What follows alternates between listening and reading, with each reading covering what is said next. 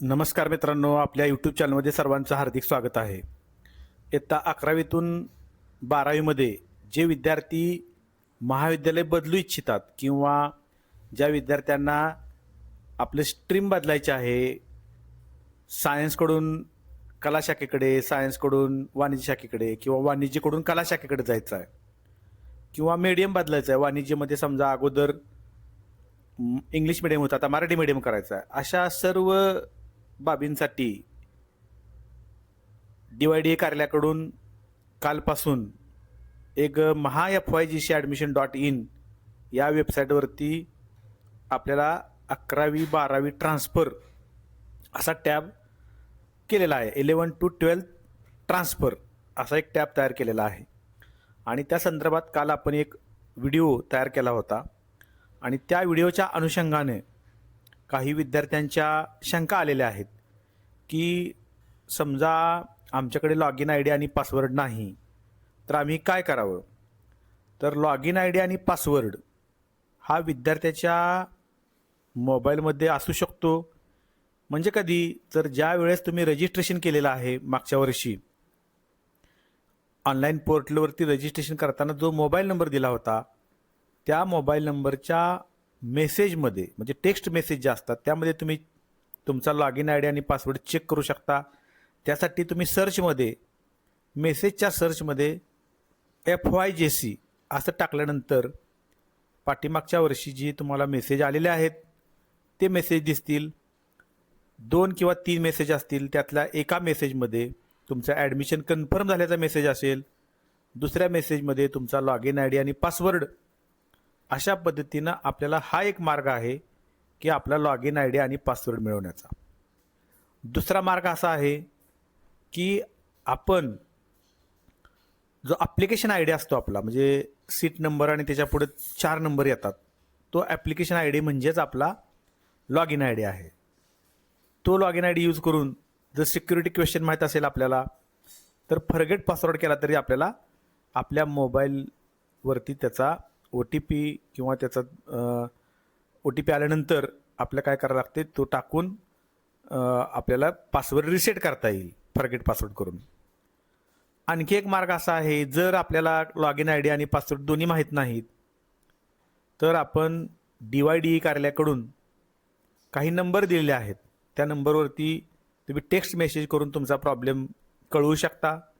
त्यासाठी तुम्ही ज्या महाविद्यालयामध्ये प्रवेश घेणार आहात त्यांची मदत तुम्हाला घ्यायची आहे. त्या महाविद्यालयामध्ये जाऊन तुम्ही रिक्त जागा आहे का ते पहा. ज्या महाविद्यालयामध्ये तुम्हाला प्रवेश घ्यायचा आहे त्या महाविद्यालयामध्ये रिक्त जागा नसेल तर तुम्हाला प्रवेश मिळणार नाही. त्यामुळे त्या प्रशासनाशी तुम्ही चर्चा करा आणि त्यांच्याकडूनच तुम्हाला लॉग इन ID आणि पासवर्ड मिळवू शकता तुम्ही. आणि तुम्ही तुमच्या मोबाईलवरून स्वतःच्या किंवा त्या इन्स्टिट्यूटमध्ये ज्या प्रवेश घेणार आहात त्यांच्याकडूनच तुम्ही तुमचं जे रिक्वेस्ट आहे ती रिक्वेस्ट पाठवू शकता. आणि ती रिक्वेस्ट पाठवल्यानंतर पुढं काय होणार आहे तर ती रिक्वेस्ट पाठवल्यानंतर आपल्याला ट्रान्सफर लिस्ट म्हणजे ज्या महाविद्यालयामधून तुम्ही तुमचं ॲडमिशन काढणार आहात त्यांच्या लॉग इनमध्ये तुमची लिस्ट दिसणार आहे. आणि ज्या ज्या विद्यार्थ्यांनी ॲप्लिकेशन केलं आहे त्या सगळ्या विद्यार्थ्यांची लिस्ट त्यांना दिसेल. ऑथराइज्ड रिझन तुमचं पाहून त्या महाविद्यालयातील जे उपप्राचार्य असतील किंवा जे टेक्नोसिव्ही टीचर असतील ते तुमची जी रिक्वेस्ट आहे तुम्ही पाठवलेली ती ॲप्रूव्ह करणार आहेत. आणि तुम्ही त्यांच्याकडे अप्रोच व्हा. त्या लिस्टमध्ये आपले जे नाव आलेलं असेल तुम्ही रिक्वेस्ट पाठवल्यानंतर ती कशी रिक्वेस्ट पाठवायची त्याच्या संदर्भात आपण काल व्हिडिओमध्ये पाहिलं होतं. परंतु ज्या शंका आलेल्या आहेत त्या शंकाच्या अनुषंगाने हा व्हिडिओ आपण तयार केलेला आहे. आता दुसरी शंका अशी होती की ट्रान्सफर लिस्टमध्ये ज्या महाविद्यालयामधून तुम्ही जाणार आहात त्यांच्या ट्रान्सफर लिस्टमध्ये हे विद्यार्थी दिसतील. मग हे विद्यार्थी दिसल्यानंतर त्या संबंधित महाविद्यालयाच्या उपप्राचार्यांनी किंवा टेक्नोसिव्ही टीचरने त्याला काय करायचं आहे तर ॲप्रूव्ह करायचं आहे, कन्फर्म करायचं आहे. कन्फर्म कॅन्सल ॲडमिशन इथं तुम्हाला करायचं आहे. आणि त्यानंतर मग कन्फर्म केल्यानंतर तुमची रिक्वेस्ट कन्फर्म केल्यानंतर एक्झिस्टिंग कॉलेज अप्रूव्ड असं आपल्याला आपल्या नावापुढे दिसणार आहे. आणि ज्यांच्या पुढं पेंडिंग असं दिसतंय, करंट स्टेटस पेंडिंग, तर त्यांचं अजून त्या संबंधित महाविद्यालयामधून जिथून तुम्ही जाणार आहात तिथून अप्रूव्ह केलेलं नाही, तर तुम्ही त्यांची भेट घेऊन संबंधितांना तुम्ही अप्रूव्ह करण्यासाठी सांगू शकता. आता ही पहिली स्टेप झाली की आपण ॲप्लिकेशन केलं आणि ट्रान्सफर लिस्टमध्ये त्यांच्या नाव दिसलं, त्यांनी त्या संबंधित महाविद्यालयानं ॲप्रूव्ह केलं. आणि मग ते काय होतं पुढं, तर पुढं आपल्याला आणखी काय करावं लागणार, तर आणखी आपल्याला DYDE कार्यालयाकडून हे 4 ऑप्शन दिसतात ट्रान्सफर लिस्टमध्ये. पेंडिंग, ज्यांचं पेंडिंग आहे असे पेंडिंग दिसतील. एक्झिस्टिंग कॉलेज अप्रूव्ड म्हणजे एक्झिस्टिंग कॉलेजने ज्यांचा अप्रूव्ह दिला आहे त्यांची लिस्ट दिसेल. Existing DYD approved.